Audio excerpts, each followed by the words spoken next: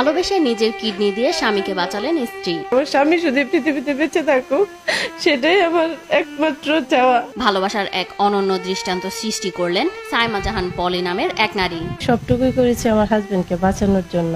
আমি শুধু চেষ্টা করেছি, আর বাঁচানো মালিক তো আল্লাহ। বর্তমান সমাজে ছোটখাটো বিষয়ে সংসার ভাঙার হিড়িকে নিজের একটি কিডনি দিয়ে স্বামীকে বাঁচানোর ঘটনা যেন রীতিমতো তাক লাগিয়েছে এলাকায়। কিন্তু কিডনি প্রতিস্থাপন করাতে শেষ হয়েছে দাম্পত্য জীবনের সব সঞ্চয়। 1.5 বছর পর্যন্ত ডায়ালাইসিস, পরীক্ষা নিরীক্ষা সবকিছু মিলে তো আমাদের অনেক টাকা পয়সা চলে গেছে। 40,000-এর উপরে চলে যায় ঔষধ। 50,000 টাকার মতো আমাদের যেখানে আয়, সেখানে এখন ব্যয়ের খাতায় আমাদের যুক্ত হয়েছে 1 লাখ টাকা। গত 6 বছর আগে পারিবারিকভাবেই বিয়ে হয় নেত্রকোনার আটপাড়া উপজেলার 5 গজ গ্রামের মোহাম্মদ আলতাফুর রহমানের মেয়ে সাইমা জাহান পলি ও পূর্বধলা উপজেলার হিরণপুর গ্রামের মোজাম্মেল হকের ছেলে জহিরুল ইসলামের। আমাদের বিয়েটা আসলে পারিবারিকভাবেই হয়েছে।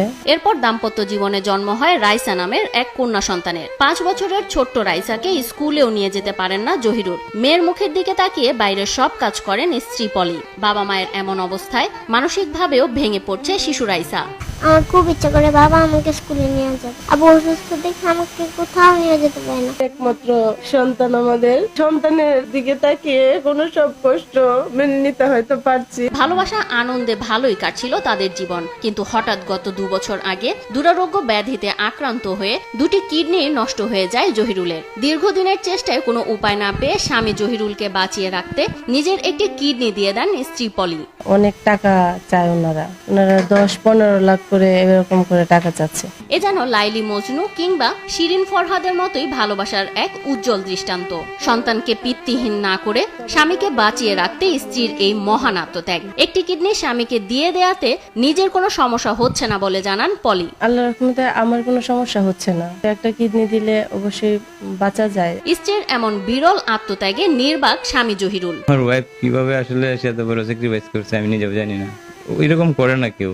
যেরকমটা ওর জন্য এখন আমার করা দরকার ছিল, এরকমটা আমি করতে পারি না। কিন্তু আমি অসহায়, আমি কিছুই করতে পারি না ওর জন্য। পরিবার পরিজন এবং সহকর্মীদের সহায়তায় কিডনি প্রতিস্থাপন করলেও বর্তমানে আর্থিক সংকটে নিয়মিত চিকিৎসায় দুষ্কর হয়ে পড়েছে পরিবারটির। ছোট ভাইয়ের সহযোগিতায় একটি ভাড়া বাসায় কোনো রকমের দিন কাটছে তাদের। এমত অবস্থায় বাধ্য হয়ে বেঁচে থাকতে সরকারি বেসরকারি মানবিক সহায়তার আবেদন পরিবারটির। আপনার একটা ফ্যামিলিকে বাঁচান, একটা পরিবারকে বাঁচান। আমার কাছে আমার আত্মসম্মানের চেয়ে আমার স্বামীর জীবন সবচেয়ে বেশি দামি। সরকার আমাদেরকে বাঁচান, আমাদেরকে বাঁচতে দিন এই পৃথিবীতে। এদিকে তাদের বিষয়টি আমলে নেওয়া হয়েছে বলে জানান নেত্রকোনার সমাজসেবা কার্যালয়ের উপপরিচালক মোহাম্মদ